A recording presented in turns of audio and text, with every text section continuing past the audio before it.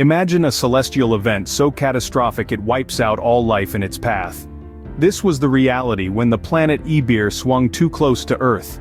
A celestial dance that takes place every 3,600 years, where Ibir's path around the sun brings it dangerously close to our own planet.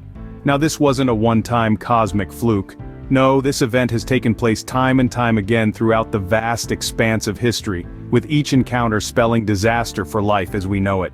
You see, every 26,000 years, for reasons tied to the very fabric of our universe, Ibir veers too close for comfort.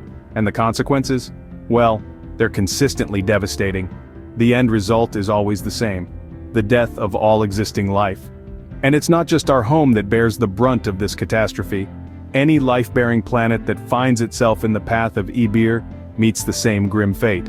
Now you might be thinking, surely such a cataclysmic event would have wiped out all life in our solar system. The answer is a resounding yes. It may surprise you to learn that there was once life on Venus and Mars. That's right, before they became the barren planets we know today, they too were full of life, and they too fell victim to Ibir's deadly approach. But the last time this extraordinary event occurred, something was different. Earth wasn't just a planet teeming with primitive life forms. No, it was a world ruled by a race of beings from Ibir itself. They were called the Anunnakis, humanoids who had journeyed across the cosmos, landed on our planet by chance, and built a civilization unlike anything we can imagine today. The Anunnakis saw potential in the upright homos that roamed our world, and they set about creating a being who could understand their language, a being who could work for them, and thus, humanity was born. But when Ibir made its deadly approach, the Earth was unprepared, and the consequences were disastrous. The last time Ibir approached, Earth was ruled by a race of humanoids from Ibir itself, the Anunnakis. The Anunnakis, visitors from Ibir, had built an advanced civilization on Earth before the arrival of humans. These humanoid beings, hailing from the far reaches of space, landed on our planet not by design but rather by a serendipitous twist of fate. They found a world teeming with life, green meadows grazed by upright homos, creatures that piqued their interest. The Anunnakis, in their wisdom and curiosity, saw potential in these upright homos. They saw a blank canvas, a chance to create a being who could comprehend their language and work under their rule. And so, through their advanced knowledge and technology, they crafted the first humans. The civilization they built was nothing short of extraordinary. Magnificent structures dotted the landscape, a testament to the Anunnakis' technological prowess.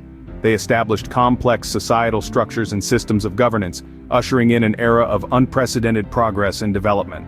However, as time passed, the human population began to grow exponentially. What was once seen as a boon gradually became a nuisance. The planet was teeming with humans, and the Anunnakis, despite their advanced civilization, found it challenging to manage this surplus. The Anunnakis had a ticking time bomb in their hands in the form of the approaching Ibir. They knew of the impending catastrophe, but they chose to keep the humans in the dark. The information they shared was so fantastical, so outlandish that it was dismissed as mere folklore. The humans were oblivious, kept away from the truth by those they served. When Ibir approached again, the Anunnakis kept the humans in the dark, leading to unimaginable consequences. The arrival of Ibir triggered a flood that swept away all life on Earth, leaving the Anunnakis in despair. Imagine the sheer power of an event that could erase all living things in its path. The Great Flood, as it came to be known, was not just a deluge of water. It was a tidal wave of destruction, an unstoppable force that wiped clean the slate of life on our planet. The Earth, once teeming with diverse life forms, was submerged under an ocean of chaos. It was a cataclysm that brought about an end so absolute, it was as if life itself had never existed. From the mightiest beasts that roamed the land to the tiniest organisms in the deepest trenches, none were spared by the flood's indiscriminate wrath. And amidst this annihilation, the Anunnakis could only watch in horror. These humanoid beings, who had traveled through the vast expanse of space to find a home on Earth, were left powerless against the flood's might. Their grand civilization, painstakingly built over centuries, was washed away in the blink of an eye, leaving behind a world unrecognizable in its desolation. At the heart of this catastrophe was Enlil, the one who had sown the seeds of confusion. He had given the humans fantastical stories about the impending disaster, tales so outrageous that they were dismissed as mere flights of fancy. It was a cruel game that left the population unprepared, leading to their inevitable downfall. The Anunnakis wept, not for the loss of life on Earth, but for their lost empire. Their tears were born out of selfishness, a lament for their vanished dominion. The human labor that had served them, the civilization they had erected, all were lost to the flood. And Enlil, the architect of this deception, wept the most. But even in the midst of this catastrophe, hope managed to find a way. Thanks to Enki and his allies, some humans had been prepared. They had built submarine boats, vessels that would allow them to weather the storm. And so, a handful of humans survived, a testament to their resilience and the foresight of their benefactors. Despite the disaster, a glimmer of hope emerged as some humans survived, thanks to Enki and his allies. In the wake of the flood, these survivors would become the torchbearers of a new era, rising from the ashes of their old world to create something new. Against all odds, a few hundred humans survived the flood in their submersible boats, ready to start anew. Among the survivors, 2 individuals were chosen to be the torchbearers of the human race. Noah and Nema, a husband and wife, were appointed to be the patriarch and matriarch of all humans. They were entrusted with the monumental task of rebuilding civilization and ensuring the survival of their species. Their 3 sons were also bestowed with significant responsibilities. They were appointed leaders, each tasked with guiding a portion of humanity towards a prosperous future. The roles they played were pivotal in the re-establishment of a structured society, a world reborn from the remnants of the old. The Earth, once a unified entity, was divided into 3 distinct zones: the center, the east, and the west.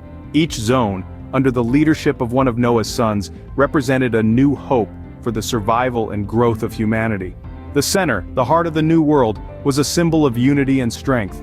The east, with its sunrise, was a beacon of hope and renewal. The west, where the sun sets, symbolized the end of a day and the promise of a new dawn. The north and south, periodically covered by ice, were shared by all 3 zones. The Earth's magnetic poles, playing a game of hide-and-seek with the ice, symbolized the ever-changing nature of life. Every 13,000 Earth years, the accumulated ice at the poles would slide into the sea, causing floods of varying severity. It was a stark reminder of the flood that had once devastated their world, a warning from the past to the future. But humanity was not deterred.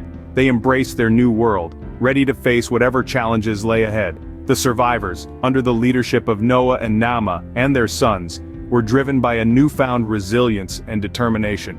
They were ready to rebuild, to grow, and to thrive in their new world. With the Earth divided and a new order established, humanity was ready to rise from the ashes. The catastrophic event left a profound impact on the survivors and shaped the future of humanity. The world as they knew it had been washed away, leaving a fresh canvas for a new era to begin. The surviving humans, under the guidance of Noah and Nema, had to adapt to their new environment, learning to thrive in a world reshaped by the floodwaters. The Anunnakis, despite the loss of their labor force and the destruction of their civilization, continued to influence the course of human history. They had lost much, but they had not lost their knowledge nor their power. They helped the humans rebuild, imparting their wisdom and technology, shaping the development of the new world. But it wasn't all about reconstruction, it was also about adaptation. Humans had to learn to live with the knowledge of Ibir's cyclical approach. The memory of the Great Flood became a part of their collective consciousness, a stark reminder of the fragility of life and the power of the cosmos. It influenced their beliefs, their culture, their way of life. It was a lesson learned in the hardest way possible, but it was a lesson that would not be forgotten. Over the centuries, this knowledge has been passed down, a legacy of the Anunnakis and the survivors of the flood. Every generation is reminded of the power of Ibir, of the potential destruction it can bring, and of the resilience of life. It's a cycle of remembrance, a cycle that mirrors the cyclical approach of Ibir itself.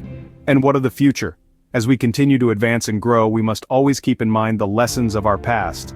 Ibir's approach is inevitable, a part of the cosmic dance that we are all a part of. But we are not the same species that roamed the meadows when the Anunnakis first arrived. We have grown, we have learned, and we will continue to do so. As we continue our journey on Earth, the memory of Ibir's visit serves as a stark reminder of our place in the cosmos and the fragility of life.